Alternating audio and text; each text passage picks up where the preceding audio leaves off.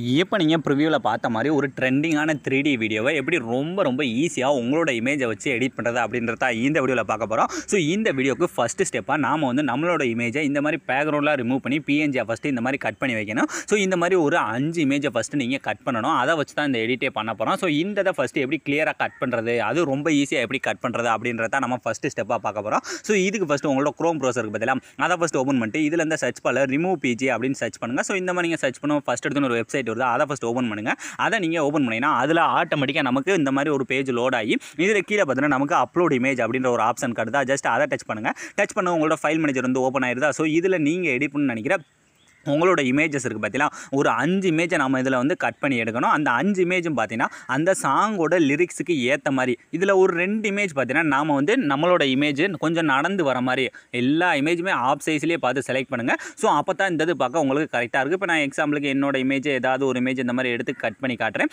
So இதே மாதிரி நீங்களும் உங்களோட இமேஜ், அதாவது நீங்கள் கட் பண்ண போகிற உங்களோட இமேஜ் இருக்குது, அதை ஜஸ்ட் இந்த மாதிரி செலக்ட் பண்ணுங்கள். ஜஸ்ட் நீங்கள் அதில் உங்களோட இமேஜ் மேலே டச் பண்ணால் மட்டுமே போதும். அதுவே ஆட்டோமேட்டிக்காக இந்த இடத்துல லோட் ஆகி அதுவே நம்மளோட பேக்ரவுண்டில் இருக்க எல்லா ஆப்ஜெக்ட்டுமே ரிமூவ் பண்ணி நமக்கு நம்மளோட இமேஜை மட்டும் ரொம்ப ஈஸியாக வந்து கட் பண்ணி கொடுத்துரும். ஸோ இதை வச்சு தான் நான் என்னோட இமேஜஸ் எல்லாமே கட் பண்ணுறது. இதுக்கு முன்னாடி நம்ம சேனலில் போட்ட அந்த பேனர் வீடியோ அது எல்லாத்துக்குமே இமேஜ் எல்லாமே நான் இதில் தான் கட் பண்ணி எடுப்பேன். ஸோ இந்த வெப்சைட்டை நீங்கள் யூஸ் பண்ணி பாருங்கள். இந்த வெப்சைட் உங்களுக்கு யூஸ் பண்ணால் நல்லா இருக்கா இல்லையா அப்படின்றதையும் மறக்காமல் கமெண்ட் செக்ஷனில் கமெண்ட் பண்ணுங்கள். ஸோ உங்களோட கமெண்ட்டை பொறுத்து நான் இல்லை இன்னும் வேறு வெப்சைட் சொல்லண்டாலும் சொல்கிறேன். ஸோ இது பார்த்தீங்கன்னா நம்மளோட இன்டர்நெட் ஸ்பீடை பொறுத்து தான் இதாகும். ஸோ அதனால் இது பார்த்தீங்கன்னா நமக்கு ரொம்ப ஈஸியாக கட் பண்ணி கொடுத்துச்சா. இப்போ ஃபஸ்ட் எடுத்து இந்த கீழே ஒரு ப்ளூ கலர் சிம்பிள் இருக்கா, ஜஸ்ட் அதை கொடுத்தாலே போதும் ரொம்ப ஈஸியாக வந்து நமக்கு இது வந்து டவுன்லோட் ஆயிடும். ஸோ இப்போ பார்த்தீங்கன்னா ஈஸியாக வந்து டவுன்லோட் ஆயிடுச்சா.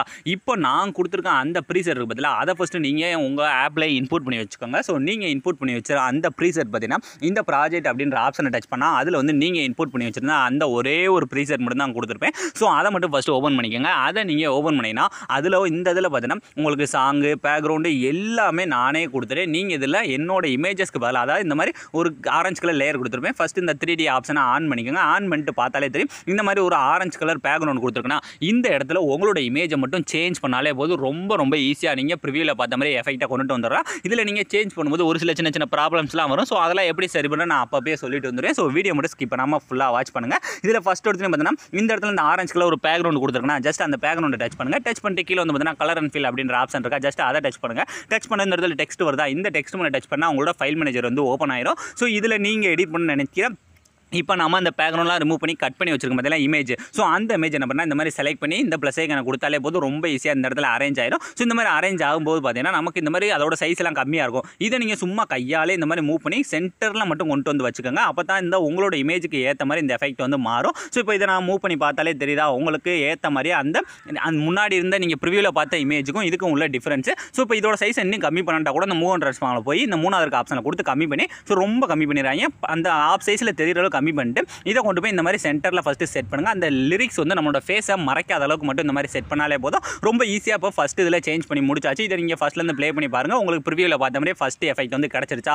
ஸோ இதே மாதிரி அடுத்து அந்த பேக்ரவுண்டுக்கு மேலே இருக்க அந்த பேக்ரவுண்ட் அந்த ஆரஞ்சு கலர் பேக்ரவுண்டை டச் பண்ணிட்டு அதே மாதிரி கலர் அண்ட் ஃபில் போங்க. போயிட்டு இந்த டெக்ஸ்ட்டை டச் பண்ணால் மறுபடியும் உங்களோட ஃபைல் மேனேஜர் வந்து ஓப்பன் ஆகுதா. ஸோ இதில் அடுத்து நம்ம கட் பண்ணி வச்சிருக்க அடுத்த இமேஜுக்கு பதிலாக அதை வந்து இந்த இடத்துல ஆட் பண்ணணும். ஸோ அதனால் இப்போ நான் அடுத்து என்ன பண்ணுறேன், அடுத்த இமேஜ் இந்த மாதிரி செலக்ட் பண்ணிட்டு இந்த ப்ளஸ் ஐக்கான கொடுத்தாலே போதும். இந்த இடத்துல ரொம்ப ஈஸியாக இதுவும் பார்த்தீங்கன்னா இந்த மாதிரி சேஞ்ச் ஆயிடுச்சு. ஸோ இதுவும் பார்த்தீங்கன்னா கரெக்டாக தான் செட் ஆயிருக்கு. ஸோ செட் ஆனதுக்கப்புறம் இப்போ இதே மாதிரி அடுத்தது ஸோ இதுலேயும் பார்த்தீங்கன்னா அந்த 3D மூவிங்க்கு மேலே வந்து அந்த பேக்ரவுண்ட் கொடுத்துருங்கன்னா ஜஸ்ட் அதை டச் பண்ணிட்டு கலர் அண்ட் ஃபில் போங்க. போயிட்டு இந்த டெக்ஸ்ட்டை டச் பண்ணால் ஃபைல் மேனேஜர் ஓப்பன் ஆகுதா. ஸோ இதில் கரெக்டாக அடுத்த இமேஜை செலக்ட் பண்ணி இந்த ப்ளஸ் ஐக்கான கொடுத்தாலே போதும். ரொம்ப ஈஸியாக இந்த இடத்துலையும் சேஞ்ச் ஆயிடுச்சா. ஸோ இப்போ ரொம்ப ஈஸியாக ஜஸ்ட் அந்த பேக்ரவுண்டு பதிலாக உங்களோட இமேஜை சேஞ்ச் பண்ணி இந்த எடிட் ஃபுல்லாக பண்ணிக்கிருக்கோம். ஸோ இப்போ பார்த்தீங்கன்னா அடுத்த லாஸ்ட் இருக்குது, இதையும் டச் பண்ணி அதே மாதிரியே கலர் அண்ட் ஃபில்ல போங்க. போயிட்டு இந்த டெக்ஸ்ட்டை டச் பண்ணால் மறுபடியும் அதே மாதிரியே ஃபைல் மேனேஜர் தான் ஓப்பன் ஆயிடும். ஸோ இதில் இப்போ அடுத்து எடிட் பண்ண போகிற இந்த இமேஜை கூட நான் செலக்ட் பண்ணி இந்த இடத்துல ஆட் பண்ணாலே போதும். அதுவும் பார்த்தீங்கன்னா நமக்கு வேறு லெவலில் வந்து இந்த மாதிரி ஆட் ஆயிடும். ஸோ இதை நீங்கள் லாஸ்ட் வரை ப்ளே பண்ணி பாருங்கள். உங்களுக்கு எல்லா எஃபெக்ட்டுமே எல்லாமே கரெக்டாக இருக்கும். நான் உங்களுக்கு உங்களோட இமேஜோட சைஸுக்கு ஏற்ற மாதிரி தான் எல்லா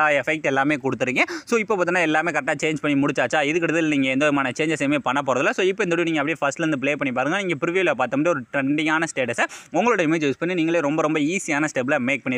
ஸோ அலாம் இந்த வீடியோ முடிஞ்சு. ஸோ இந்த வீடியோ உங்களுக்கு பிடிச்சிருந்தா மறக்காம ஒரே ஒரு லைக் பண்ணிடுங்க. ஸோ தேங்க்ஸ் ஃபார் வாட்சிங்.